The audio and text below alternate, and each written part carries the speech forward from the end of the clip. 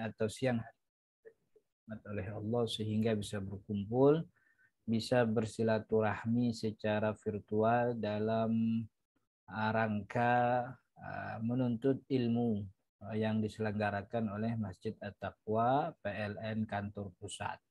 Kita berharap dan berdoa kepada Allah mudah-mudahan apa yang kita pelajari pada siang hari ini jadi ilmu yang bermanfaat sekaligus jadi tambahan amal ibadah kita di akhirat. Dan kita juga tidak lupa untuk bersolawat kepada Nabi Muhammad SAW beserta keluarga dan juga para sahabatnya dengan harapan dan doa mudah-mudahan kita termasuk orang yang mendapatkan syafaat Rasul sallallahu alaihi wasallam di hari kiamat nanti. Amin ya rabbal alamin. Bapak Ibu teman-teman yang dirahmati Allah, sebagaimana sudah diumumkan sebelumnya bahwa materi kajian kita pada siang hari ini berkaitan dengan kedaruratan yang membuat kita boleh melakukan sesuatu yang haram. Aslinya diharamkan, tapi karena sebab darurat yang kita dapati, perbuatan itu menjadi dibolehkan. Gitu. Nah, saya bisa share screen ya, bisa nggak? Bisa Ustaz. Bisa. Jadi ada slide yang saya siapkan, gitu.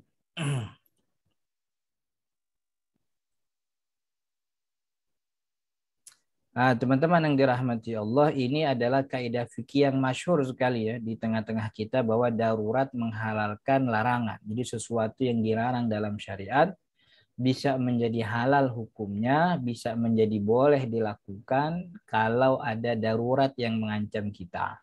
Lalu darurat yang seperti apa yang kemudian kita boleh keharaman jadi boleh bagi kita? Lalu batasannya seperti apa? Apakah karena sudah mendapatkan kedaruratan tersebut, jadi boleh seterusnya kita melakukan yang haram? Insya Allah pada pertemuan kali ini akan kita bahas. Nah, darurat ad-daruratu tubihul mahdzurat ini merupakan salah satu dari kaidah fikih gitu ya.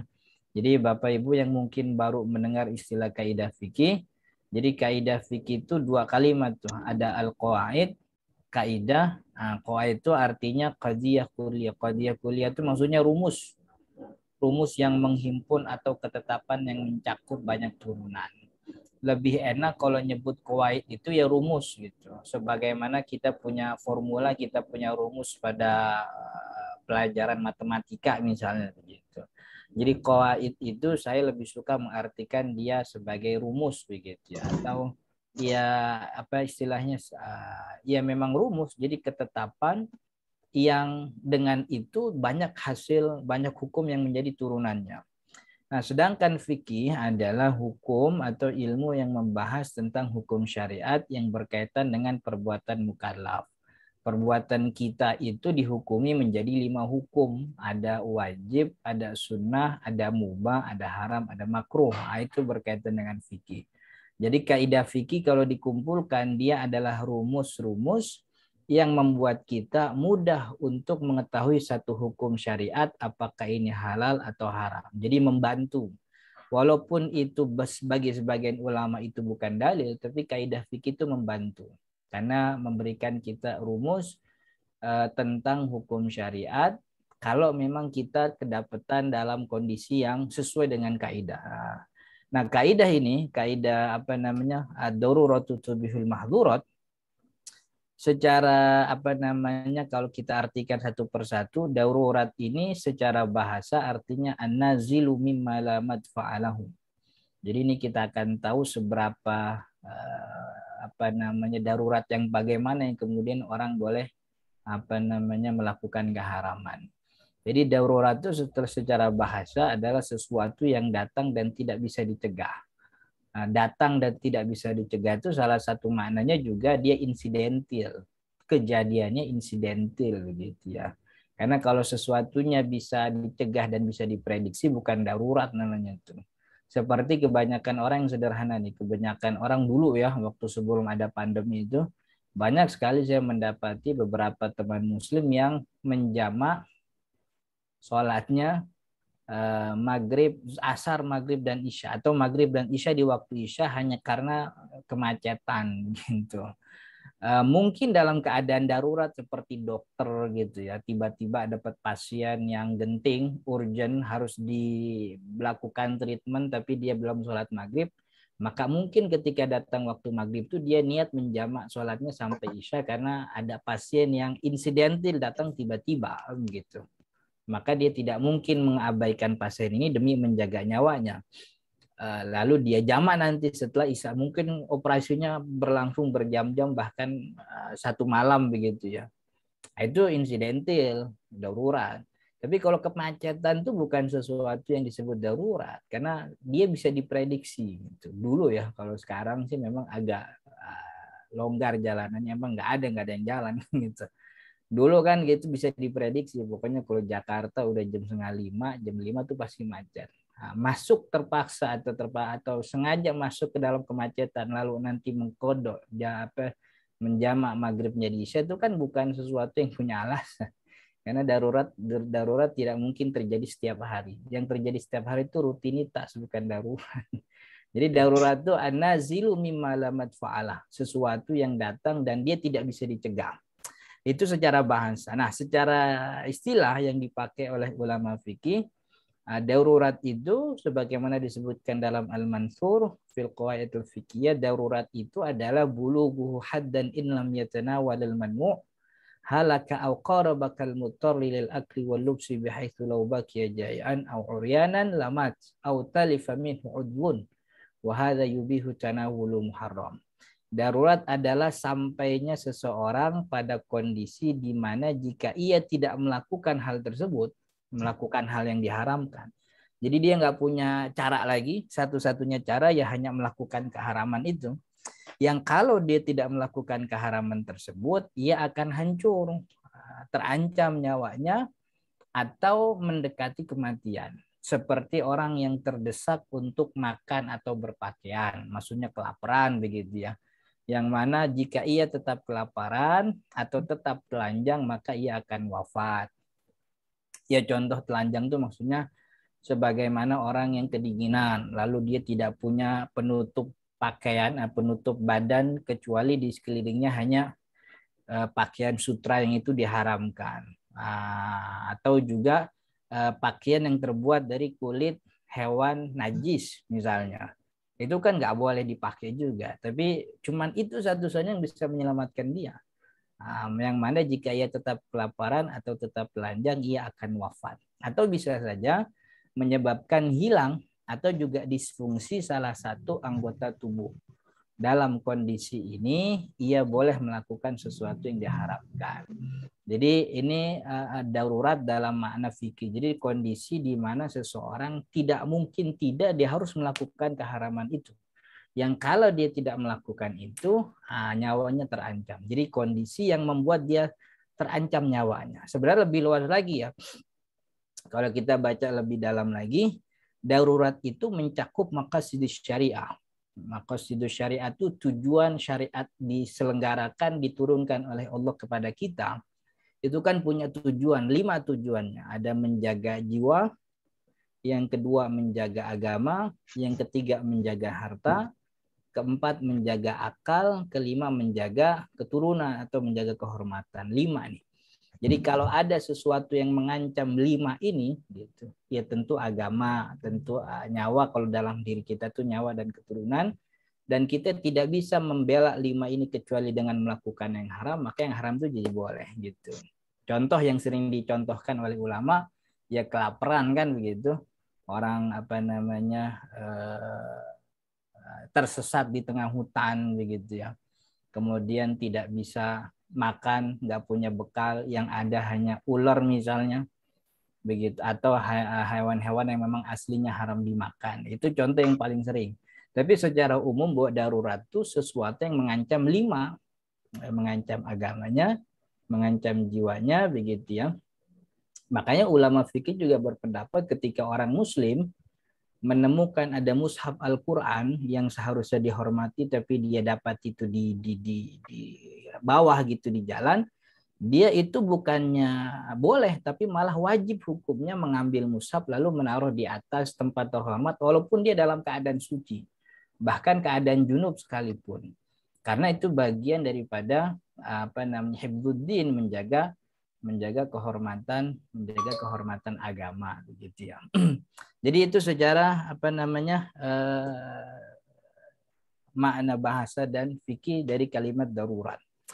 Darurat tubihul mahdzur. Al-mahdzur itu jamak dari kalimat plural, bentuk plural atau bentuk jamak dari kata mahdzur. Mahdzur itu artinya yang terlarang oleh syariat alias keharaman.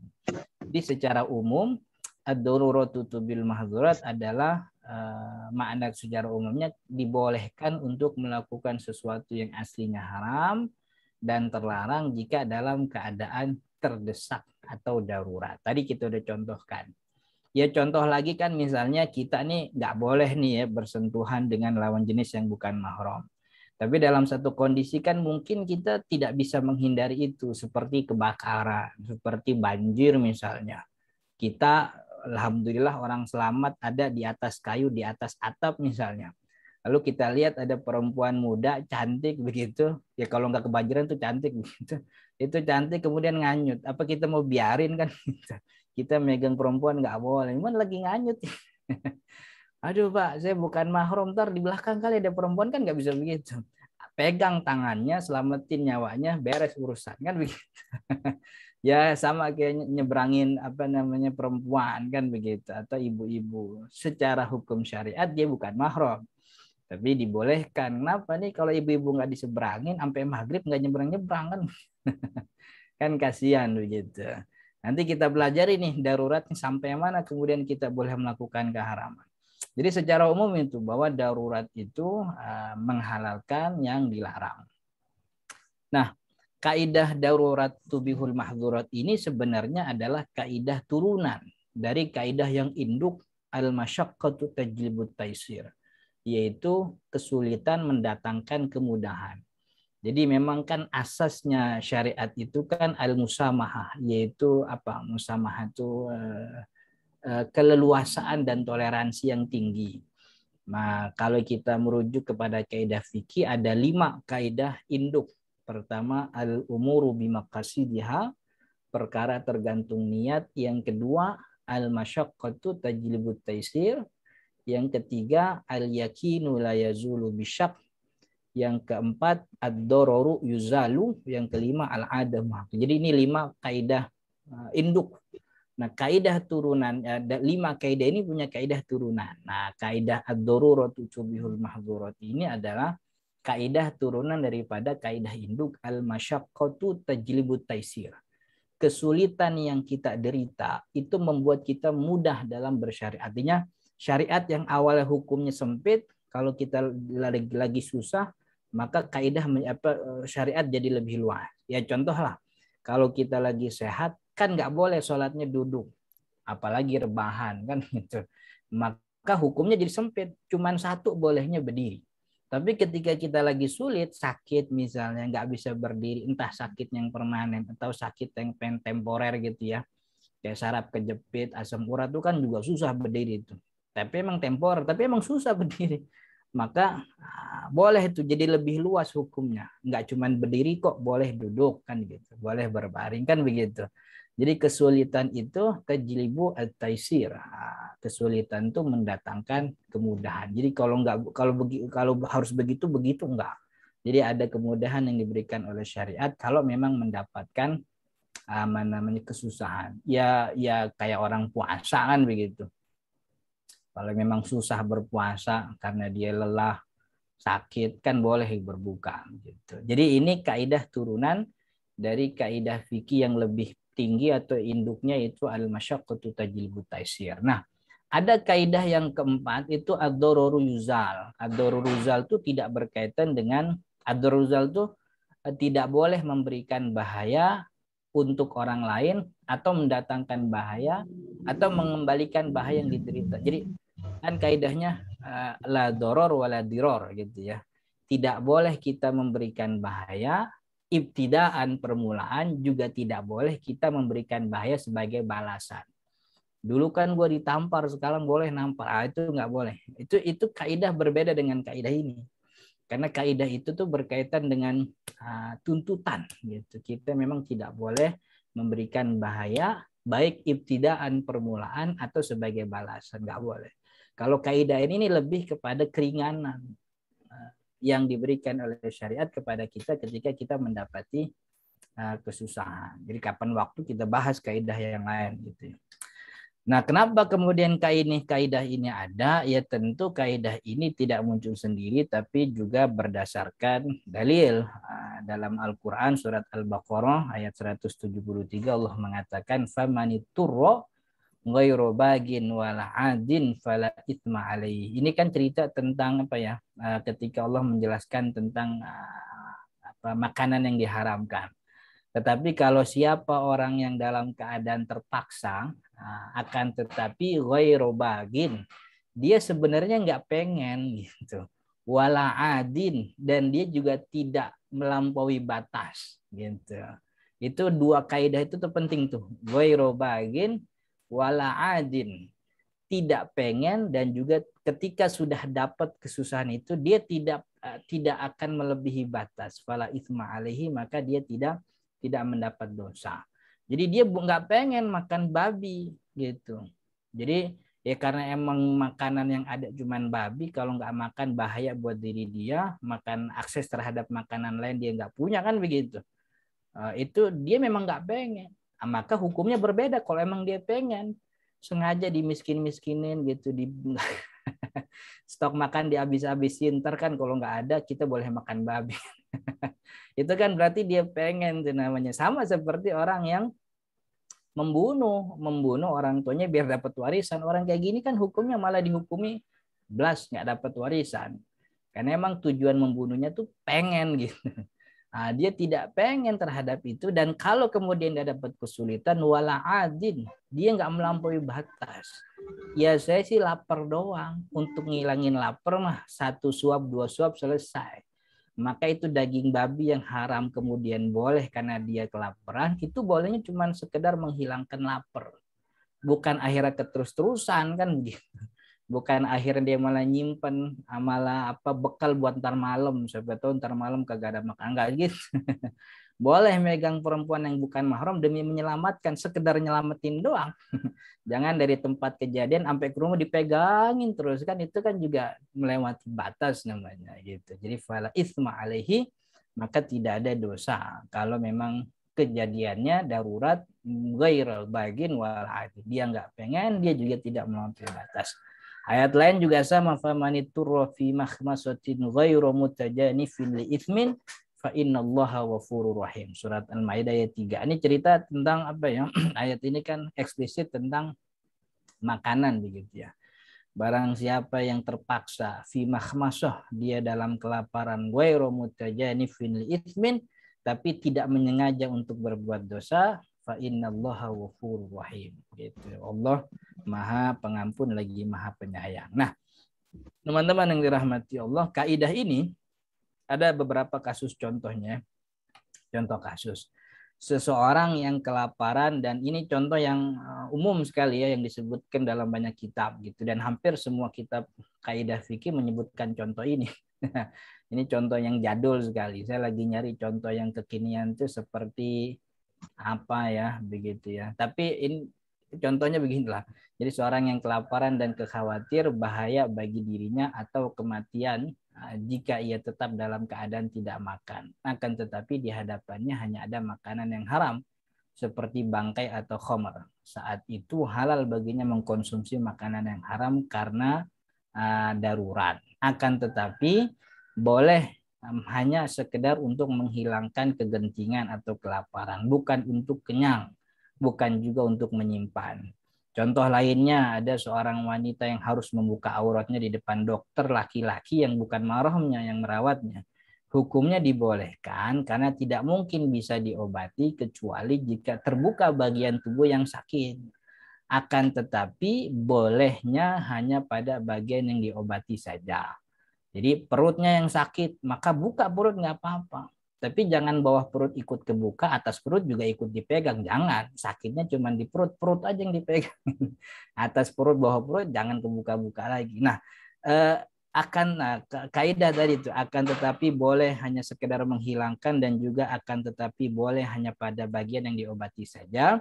Ini memberikan kita kaidah lanjutan, kaidah ikatan daripada kaidah darurat. Ada kaidah namanya ad-daruratu tuqaddar biqadariha. Darurat ditakar sesuai dengan kadarnya gitu ya. Ad-daruratu tuqaddar biqadariha, darurat ditakar sesuai. Jadi kaidah ad-daruratu bil mahdurat itu tidak mutlak. Diikat dengan kaidah ini tuh. Bahwa darurat itu dikadar sesuai dengan kadarnya. Kaidah ini adalah kaidah yang mengikat kaidah sebelumnya bahwa kebolehan yang ada hanya sekedar mengeluarkannya dari kegentingan. Jadi tidak boleh tidak boleh terus-terusan begitu. Hanya sekedar untuk mengeluarkan dia daripada kegentingannya tadi. Ghairu bagin wala adin begitu tadi ya. Jadi dalam hal yang lain juga sama,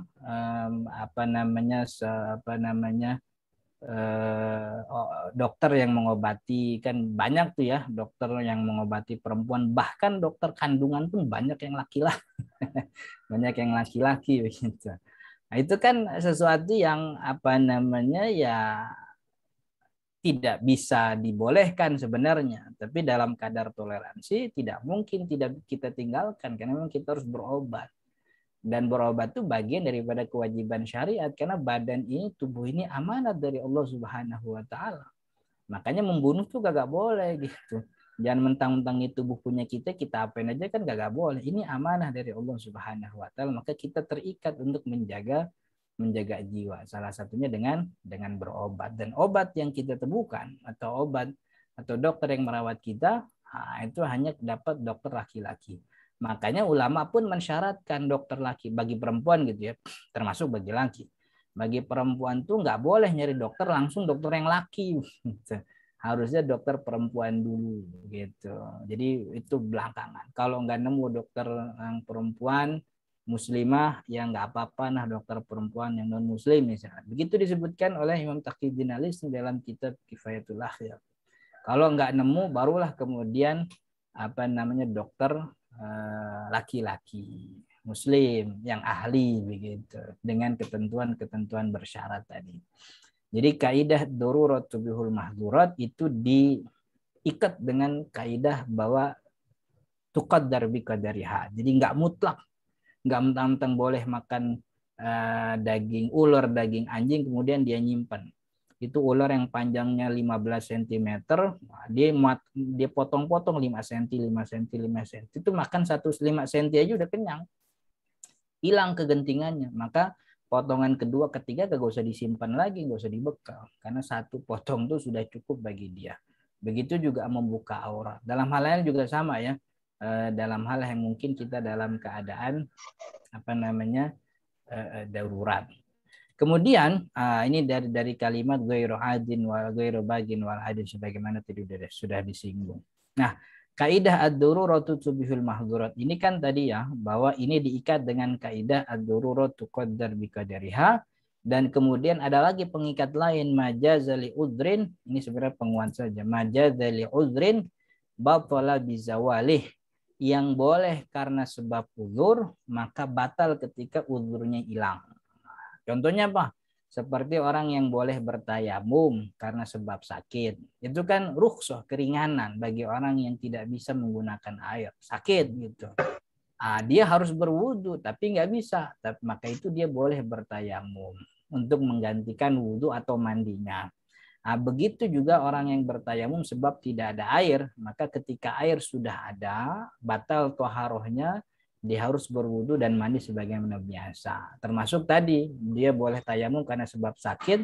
Ketika sakitnya hilang, ya dia harus wudu. Jadi sesuatu yang dibolehkan karena sebab uzur, batala bizawalihi, itu batal sendiri dengan uzurnya hilang. Jadi uzurnya hilang membuat ibadahnya batal. Nah kemudian ada lagi contohnya seperti orang yang boleh duduk dalam sholat sebab sakit. Ketika hilang sakitnya tidak sah jika ia tetap. Jadi ketika sakitnya hilang, Kalau dia tetap sholatnya duduk ya nggak sah. Artinya kan dalam pandangan ulama Syafi'i ada penyakit yang tori datang tiba-tiba. Ketika dia datang tiba-tiba boleh duduk. Rokat pertama dia duduk. Rokat ketiga rasanya udah bisa berdiri maka berdiri. Kalau di rokat ketiga sudah sehat tapi kemudian dia masih duduk, rokat ketiga kagak dihitung sebagai rokat. Maka dia harus nambah rokaat lagi sebagai ganti rokaat yang dikerjakan tidak sah karena sebab dia duduk padahal dia mampu begitu. Begitu juga orang yang tidak baca surat Al-Fatihah dalam sholat karena tidak hafal atau tidak tahu, maka ketika uzur tidak tahunya atau tidak hafalnya hilang, dia harus baca surat Al-Fatihah. Selama dia belum tahu, selama dia nggak tahu, dia wajib baca Al-Fatihah. Tapi ketika dia sudah tahu begitu, dia wajib baca Al-Fatihah, dia hanya wajib baca ayat apa yang mungkin dia hafal. Atau dalam beberapa kitab diganti dengan tasbih. Subhanallah, alhamdulillah, wala ilaha illallah, Allahu akbar, la haula wala quwata illa billah. Kalaupun nggak bisa, subhanallah aja. Kalaupun subhanallah nggak bisa, ya cukup bismillah saja. Gitu. Nah kalau kemudian uzur itu hilang, maka defaultnya lagi kembali. Jadi dia harus baca surat Al-Fatihah. Jadi ini kaidah yang berkaitan dengan ad-daruratu tubihul mahdurat. Nah, 3 kaidah ini, jadi kaidah pertama itu kan darurat menghalalkan larangan. Lalu larangannya itu disesuaikan dengan kadarnya. Kemudian itu pun menjadi batal kalau kadar daruratnya hilang. Nah, 3 kaidah ini terikat dengan kaidah satu lagi nih, al-ittirar la yubtilu haqqal ghair. Tadi kan kita bilang orang yang dalam keadaan darurat boleh melakukan yang keharaman. Tapi kalau daruratnya itu berkaitan dengan hak orang, kita boleh melakukan itu tapi hak orang lain tetap harus ditunaikan. Contohnya gini, maksudnya jika memang dalam melakukan hal-hal yang dilarang sebab darurat itu berkaitan dengan hak orang lain, seperti harta atau benda kepemilikannya, pelakunya wajib menanggung ganti harta tersebut. Ini lebih jelas segini. Contohnya, jika dalam sebuah kapal yang oleng sebab kebocoran atau kelebihan muatan dan satu-satunya cara untuk menyelamatkan nyawa dalam kapal tersebut adalah dengan membuang sebagian muatan agar kapal tetap bisa terapung, itu dibolehkan tuh. Itu harta orang kita buang-buangin nggak apa-apa. Haram kan membuang-buang harta, tapi demi keselamatan nyawa kita buang. Akan tetapi barang-barang yang dibuang itu harus diganti nanti. Karena kedaruratan tidak bisa membatalkan hak orang lain. Ya kecuali kalau orangnya pasrah, udahlah nggak apa-apa gitu. Tapi orang yang melakukan itu begitu itu punya punya kewajiban untuk mengganti. Sama juga seperti orang yang diserang hewan yang sedang menggila, diserang kucing awalnya jinak tapi kemudian gila. Walaupun kucing beberapa ulama tidak masuk dalam kategori hewan yang muhtaram gitu ya. Tapi jumhur mengatakan muhtaram itu dihormati itu boleh dipiara, boleh dimiliki. Umumnya kan hewan ternak, sapi, kambing, unta, bebek, ayam dan seterusnya. Kalau jika dia diserang oleh hewan yang menggila, padahal itu adalah hewan yang muhtaram, hewan yang dihormati, satu-satunya cara adalah dengan membunuhnya. Jadi dia diserang oleh kambing gila misalnya. Kambing itu kan hewan yang dihormati dalam syariat. Kepemilikannya sah, miaranya juga boleh, bahkan dianjurkan begitu, bahkan dia bagian daripada ritual ibadah kurban, akikah dan seterusnya. Tapi satu-satunya cara untuk menghindar dari serangan tersebut dia harus bunuh. Membunuhnya itu kan aslinya haram karena itu hewan yang dihormati dan itu punya orang. Membunuhnya jadi nggak dosa karena dia dalam keadaan darurat, tapi kepemilikan orang terhadap kambing ini tetap terjaga oleh syariat. Dia harus ganti nanti. Jadi darurat itu tidak membatalkan hak orang lain.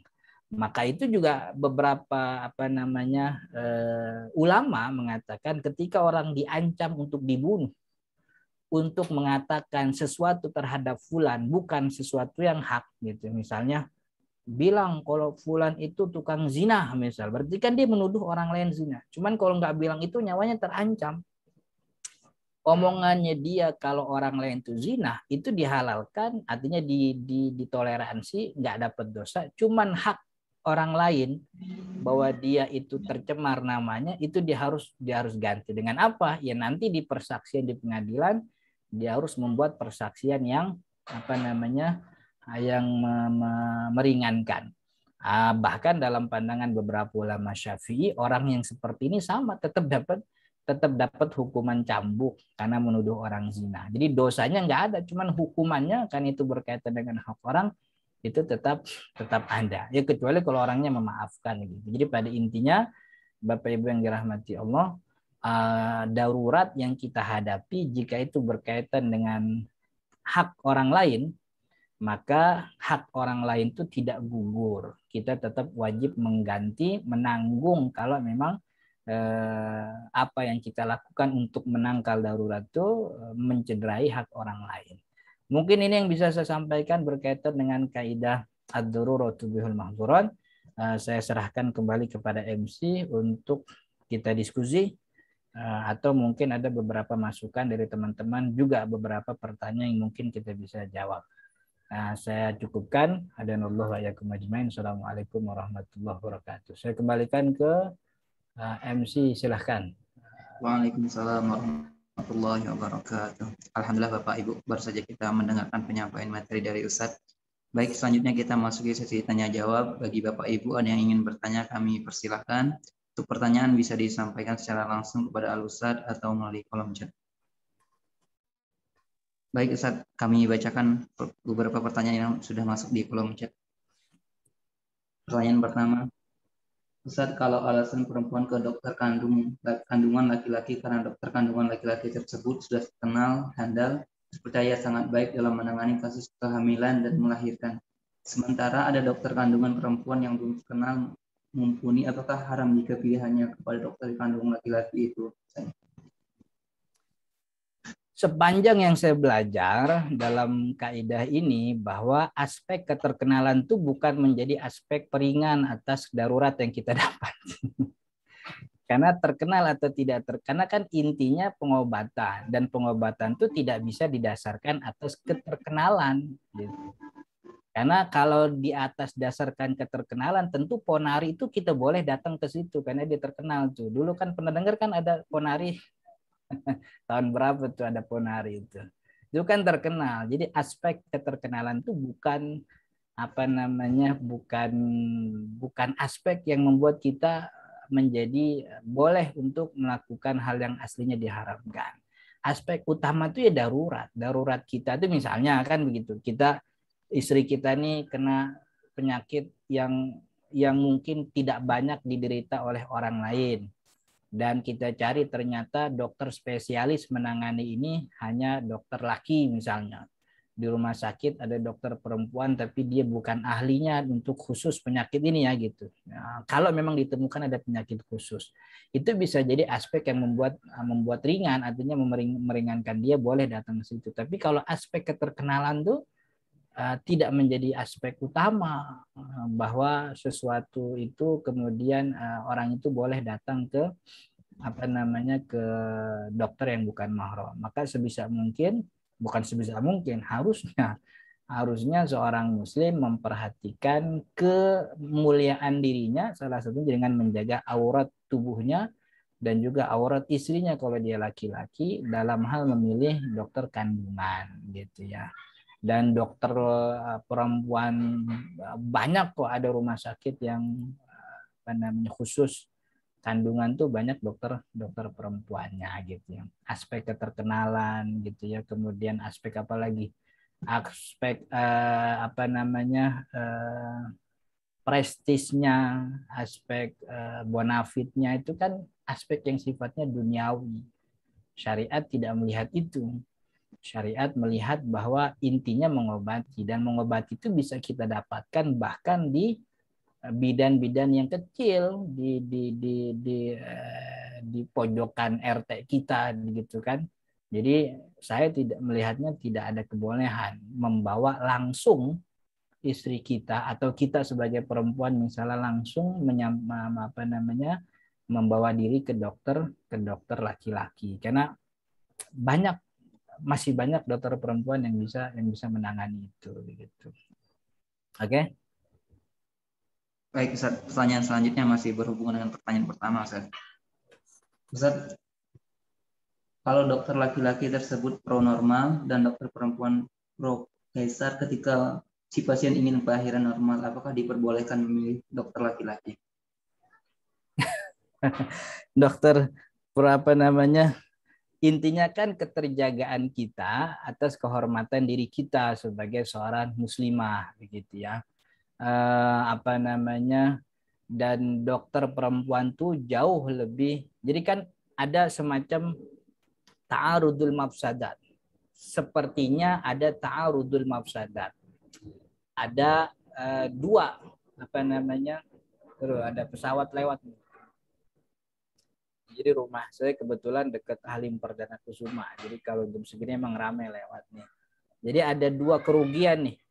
Pertama, kerugian terbuka auratnya di depan dokter laki-laki dan itu keburukan gitu ya. Yang kedua ada keburukan sesar yang dalam arti buruk atau tidaknya buruk sesar tuh bukan sesuatu yang pasti. Karena bagi sebagian perempuan, untuk sebagian perempuan sesar tuh malah baik bagi dia karena mungkin dia punya pertimbangan 1, 2, 3 dan seterusnya. Ini kan sama-sama keburukan. Maka ketika dua keburukan itu bertemu dan kita tidak bisa memilih untuk keluar dari dua ini, maka kata ulama irtikabu akhaffihima, maka kita boleh ambil yang paling sedikit keburukannya gitu. Kira-kira mana yang paling sedikit keburukannya? Kalau ambil dokter laki, aurat terbuka nih tiap bulan bahkan karena bertemu mulu. Nanti di kandungan kelahiran juga akan ketemu, akan terbuka lagi auratnya padahal di samping banyak bidan. Tapi kalau ke ini auratnya terjaga. Tapi kemungkinannya sesar, tidak pronormal. Tapi kan kemungkinan sesar itu masih sekian persen. Karena mungkin saja dengan terapi yang baik dan seterusnya ini bisa berubah jadi normal. Atau kalaupun sesar itu pun dengan pertimbangan yang memang baik untuk badan dia. Maka ketika dua ini bertemu, dua keburukan, cari yang paling sedikit keburukannya. Dan kalau pilihannya cuma itu, saya sih lebih syukur milih perempuan gitu, walaupun sesar. lebih milih dokter perempuan karena keburukannya lebih sedikit. Keburukannya hanya pada sesarnya doang. Itu pun masih bisa dikompromikan dalam arti dengan terapi yang baik gitu ya, bulan kedua, bulan ketiga dan seterusnya, mungkin kemungkinan sesar itu bisa dihindari. Tapi kalau dokter laki-laki, keburukan aurat udah pasti kebuka tuh. Udah pasti kebuka. Dan kalau rawatnya rajin tiap bulan, bahkan 2 bulan sekali, 2 kali sebulan, itu rawat lagi. Kemudian kepastian apakah normal, itu kan juga bukan kepastian yang bisa kita tentukan. Karena hasil akhirnya nanti di minggu ke berapa tuh pekan 9 plus seminggu itu kan kondisi itunya gimana dan seterusnya gitu. Mudah-mudahan bisa menjawab. Jadi ketika ada dua keburukan bertemu, maka ambillah keburukan yang paling sedikit mudorotnya gitu. Oke. Baik Ustaz, pertanyaan selanjutnya Ustaz. Sudah hampir 2 tahun pandemi, apakah masih dikatakan uzur darurat bagi laki-laki untuk tidak sholat ke masjid? Faktanya, varian Delta yang baru muncul makin ganas dan sangat mudah menular, sehingga mengikuti saran dokter sebaiknya sholat di rumah saja dulu sampai kondisi normal.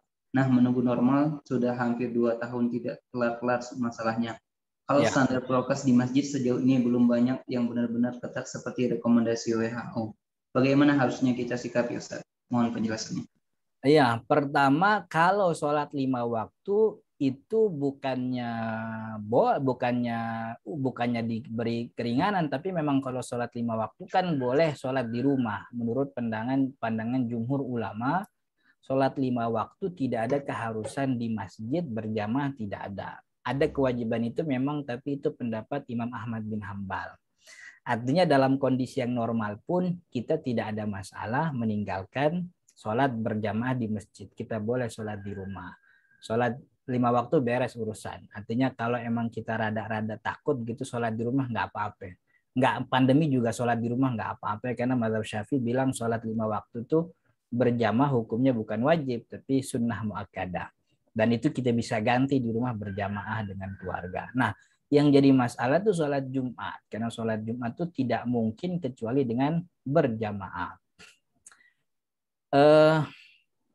Saya jawabnya agak ragu nih, karena pendapat saya nggak kurang populer. Kurang populer itu dalam arti saya melihatnya ada bahaya yang muhaqqaqah dan ada bahaya yang mauhumah. Bahaya muhaqqaqah itu bahaya yang pasti terjadi, nempel mati, nempel mati, nempel mati gitu. Tapi ada bahaya yang mauhumah. Bahayanya itu masih mauhum. Bisa iya, bisa enggak, bisa iya, bisa enggak. Sedangkan kewajiban Jumat pasti. Dan kita adalah ketika datang waktu Jumat adalah orang yang sehat, itu pasti. Maka kepastian-kepastian ini bagi saya itu tidak bisa menggugurkan kewajiban Jumat gitu. Kecuali kalau kita udah cari ke kiri kanan begitu, nggak ada Jumatan, tuh beda urusan. Jadi ketika kepastian Jumatan datang, kepastian sehat badan ada, begitu, dan sekitar itu ada yang bikin Jumatan, maka tidak ada alasan kita untuk tidak Jumatan. Tapi kan saat pandemi bahayanya tuh bagi saya, dan mohon maaf saya bilang mauhumah. Mauhumah itu masih 50-50. Iya, enggak, iya, enggak, iya, enggak. Dan faktanya memang kan seperti itu. Ada beberapa masjid, ada beberapa musola kita bandingkan begitu ya. Ternyata keterjagaan kita dengan protokol kesehatan di sebuah masjid tidak menjamin jamaahnya tuh bebas dari COVID, karena perkumpulan itu terjadi di luar masjid juga. Artinya kita ini bela-belain nggak Jumatan gara-gara berkerumun, tapi kita sudah melakukan kerumunan di tempat luar masjid. Apa iya kita mengabaikan syiar Allah, tapi di tempat lain kita melakukan pelanggaran itu begitu. Maka bagi saya kalau soal Jumat tidak ada toleransi. Datang aja Jumatan selama ada di sekitar kita. Yang penting prokes itu kan terjaga. Misalnya tutup masker gitu, atau mungkin pakai jarak, silahkan gitu ya. Artinya tidak ada alasan yang membuat kita membatalkan Jumatan gitu, karena kerumunan itu terjadi di luar masjid. Lalu kok bela-belain batalin Jumatan padahal di luar kita udah ngumpul, begitu maksud saya. Jadi dan bahayanya mudorotnya itu tidak terjadi dalam arti mauhumah. Kepastian mudorot datang tuh 50-50 ya, iya kena, iya enggak, iya kena, iya enggak gitu. Kalau dulu ceritanya orang ulama di kitab fikih itu kan kepastian mudorotnya datang pasti, pagi ngumpul, sore bentol-bentol, malam kritis kan begitu. Nah sekarang dengan berkembangnya ilmu pengetahuan menurun itu tingkat bahayanya, seperti prokes kita pakai masker.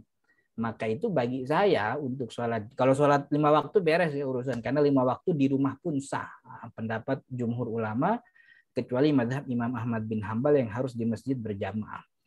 Itu enggak ada. Tapi kalau Jumatan bagi saya tidak ada alasan untuk membatalkan Jumatan begitu. Kecuali kalau kita di tempat emang Jumatan nggak ada kan gitu. Kita sehat nih Jumat, man kita nyari masjid ini kagak bikin Jumatan, masjid itu kagak bikin Jumatan. Apa ya kita bikin Jumatan di rumah berdua sama bocah kan enggak gitu. Karena ketiadaan itulah maka berganti kewajibannya jadi kewajiban zuhur. Kalau memang tidak ada, kan kudu nyari tuh satu waton.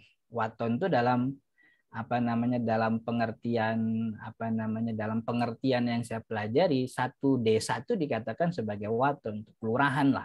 Artinya kalau di RW kita nggak ada, kita datang ke RW sebelah mungkin ada begitu. Jadi dan itu tadi lebih-lebih lagi bahwa yang namanya virus ini tidak mungkin hilang seketika begitu ya. Dan itu akan berdampingan terus. Nah, sesuatu yang terus-terusan terjadi udah hilang kedaruratannya itu, karena darurat itu tidak mungkin terjadi setiap hari. Itu rutinitas namanya, bukan darurat gitu. Jadi mudah-mudahan bisa menjawab, bisa jadi pertimbangan gitu. Oke. Baik Ustaz, mungkin ini pertanyaan terakhir Ustaz. Ustaz, jika bekerja di atas tower dengan ketinggian 500 km duhur, apakah boleh dijamak qashar dengan asar dan maghrib dan isya, apakah ini masuk ke dalam darurat juga? Pekerjaan yang menjadi satu-satunya tumpuan nafkah itu masuk dalam kategori hajat, dan hajat itu bisa diilhaq, bisa disamakan dengan darurat begitu. Kalau memang itu adalah pekerjaan dia dan nafkah dia bertumpu pada itu, dan ketinggiannya memang istilahnya nggak mungkin dia turun setiap waktu, dalam pandangan Syafi'i kewajibannya itu sholat di atas menara itu sebisanya. Karena sholatnya nggak sesuai kewajiban nih. Karena yang wajib itu kan kudu berdiri ngadep kiblat, sujud nempel tanah, kan gitu. Kalau dia harus turun tiap ini begitu, nggak mungkin gitu. Karena dia punya pekerjaan dan itu tumpuan hidup dia. Maka dia punya uzur untuk sholat lihurmatil waktu. Jadi di atas itu dia melakukan sholat sebisa dia bisa. Kalau emang berdiri terus nggak apa-apa. Tapi sholat yang dilakukan selama tadi di tiang atas, dalam pandangan Syafi'i ya, dalam pandangan Syafi'i dia wajib mengerjakan sholat di atas sebisanya, dan itu namanya sholat lihurmatil waktu. Nah, nanti ketika turun, maka sholat yang tadi dikerjakan di atas itu dia harus kodok lagi, gitu. Karena sholat yang tadi di atas tidak sesuai dengan syarat dan rukun sholat yang benar gitu kan. Sholat itu kan ngadep kiblat, bersuci, sujud nempel tanah, rukunya begitu. Dan itu tidak dilakukan tadi di atas. Yang di atas dilakukan itu hanya untuk menghindari diri dari dosa. Dosa kan waktu sholat kagak sholat kan dosa. Tapi kan di atas, maka sholat sebisanya. Tapi sholatnya itu tidak menggugurkan kewajiban karena dikerjakan tidak sesuai dengan syarat dan ketentuan. Maka orang kayak gini sholat sebisanya di atas, tapi nanti turun itu dia mengkodok sholat yang tadi dikerjakan. Karena alasan jamak tidak dapat itu.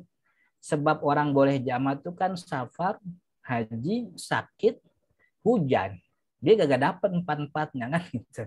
Tidak ada yang membuat dia boleh jamak gitu. Darurat Ustaz. Ya darurat itu insidentil, pekerjaan dia tuh rutin itu.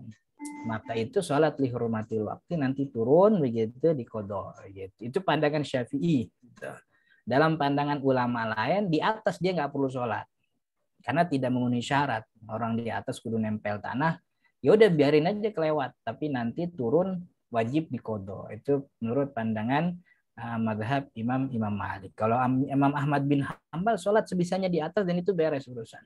Ya, tapi itu tidak dipilih. Tapi kalau orang Syafi'i itu sholat di atas, sholat dihormati waktu, nanti ketika turun sholat lagi yang beneran, sholat nempel tanah gitu ya. Ya kecuali kalau di atasnya memang bener ya, sholatnya bener ngadep kiblat, sujudnya nempel lantai walaupun di atas, tapi kan lantainya nempel terus ke tanah gitu. Makanya dulu kita lihat ada jemaah haji Indonesia itu kan nyampe Jeddah itu dia sholat lagi tuh. Jemaah haji Indonesia dulu masih menterinya Mabtu Basyuni ke belakang itu. Nah, itu kan sholat di pesawat. Cuman guru-guru kita ngajarin tuh sholat lihurmatil waktu namanya. Itu nanti dikodok lagi ketika dia turun ke turun di bandara. Dan itu yang terjadi kan gitu. Oke? Baik Bapak Ibu, mungkin kita cukupkan untuk kajian kita pada siang hari ini, mengingat menunjukkan jam 1:19 Bapak Ibu untuk kembali bekerja. Adapun sebelum kami tutup, kami ucapkan terima kasih kepada Ustadz atas ilmunya. Semoga bisa bermanfaat bagi kita semua, bisa menambah wawasan keislaman kita, khususnya dalam ilmu fikih. Dan kami ucapkan terima kasih kepada seluruh jamaah atas ikut sertaannya. Semoga dengan hadirnya di majelis ilmu tercatat sebagai amal saleh. Amin ya rabbal alamin. Untuk keberkahan majlis kita pada siang hari ini, sama-sama kita tutup dengan lafaz hamdalah dan doa kafaratul majlis. Alhamdulillahirabbil alamin. Astaghfirullah wa atubu ilaik. Kurang dan lebihnya kami mohon maaf. Wabillahi taufiq wa hidayah. Wassalamualaikum warahmatullahi wabarakatuh. Waalaikumsalam. Ya, sama-sama. Terima kasih Pak Ustaz. Barakallahu fiikum. Ustaz.